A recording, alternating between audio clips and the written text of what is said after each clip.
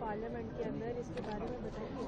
आज ऐसी स्थिति आ गई कि हम जहरीली वायु में जीने पे विवश हो रहे हैं और हर सर्दी में देश इस पे चिंता करता है, मगर फरवरी आते हुए भूल जाते हैं। केवल खाना पूर्ति के लिए सरकार कुछ योजनाएं लेके अपना संसद के अंदर जवाब देती है, लेकिन कोई बजट नहीं दिया जाता। हमारी मांग है इस विषय को गंभीरता से लिया जाए। स्वयं प्रधानमंत्री जी इसके अंदर आगे आए। जितने भी मुख्यमंत्री हैं, जिसमें हरियाणा के मुख्यमंत्री, पंजाब के मुख्यमंत्री, दिल्ली के मुख्यमंत्री, उत्तर प्रदेश, राजस्थान के मुख्यमंत्री, जो प्रभावित राज्य हैं, उन सारी मुख्यमंत्रियों का एक समूह बने प्रधानमंत्री जी जिसमें शामिल हों और व्यापक परियोजना देश के सामने वायु प्रदूषण से निजात दिलाने के लिए लाई जाए और उसको व्यापक बजट दिया जाए। ये हमारी मांग है। आज हरियाणा, एनसीआर, दिल्ली के अंदर क्या स्थिति बनी है आपने देखा। दुनिया में 50 सबसे प्रदूषित शहरों में से 43 शहर भारतवर्ष में है, जिसमें से 12 शहर हरियाणा में। आज ये स्थिति है। तो ये इससे निपटने के लिए पहले भी एक मैं प्राइवेट मेंबर बिल लेके आया था, राइट टू क्लीन एयर, जिसमें इस तरह के एक बोर्ड का गठन हो, प्रधानमंत्री जी के नेतृत्व में बोर्ड बने, सारे मुख्यमंत्रियों का समूह और बजट दिया जाए। उसकी मांग रखी गई थी। 2017 में मैं लेके आया था, लेकिन राइट टू क्लीन एयर का जो मैं प्राइवेट मेंबर बिल लाया उसको भी सरकार ने अस्वीकार किया और आज कार्यस्थगन प्रस्ताव दिया मैंने वायु प्रदूषण को लेकर। लोकसभा अध्यक्ष ने कार्यस्थगन प्रस्ताव को स्थगित करने का कार्य किया। जब तक इस पर चर्चा नहीं होगी हम ये पहन के आएंगे, क्योंकि आज वैसे भी पहनना चाहिए।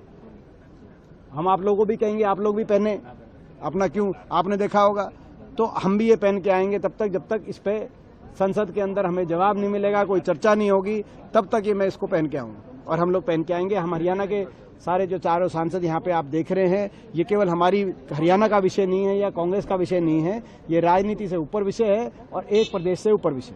ये विषय आप लोगों ने अपने जो आसपास के राज्य हैं जो उनके सांसद उसके बातचीत की, क्योंकि आपकी थोड़ी और बढ़ जाती है। देखिए, बिल्कुल हमारे जो सारे साथी सांसद हैं, चाहे किसी पार्टी में, वो हर पार्टी का सांसद इस विषय में मन भाव से हमारे साथ है।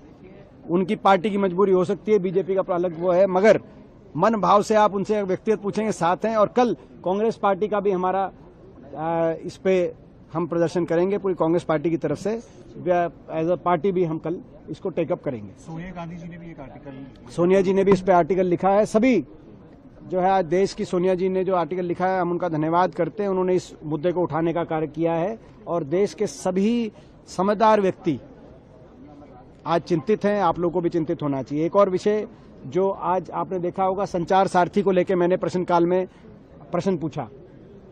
जो हमारे मंत्री हैं ज्योतिरादित्य सिंधिया, उनसे मैंने यही सवाल पूछा, आपने उसका जवाब भी देख लिया होगा। और उन्होंने जवाब में कहा, मैंने यही प्रश्न पूछा कि ये जो अनिवार्यता है ऐप के प्रीलोड की, ये निजता पे बहुत बड़ा प्रहार है, स्नूपिंग का बहुत बड़ा प्रश्न चिन्ह लगता है और ये कहीं किसी भी तरह से स्वीकार्य नहीं है। किसी दुनिया में, किसी देश में इस तरह की अनिवार्यता नहीं है किसी ऐप की प्रीलोड की।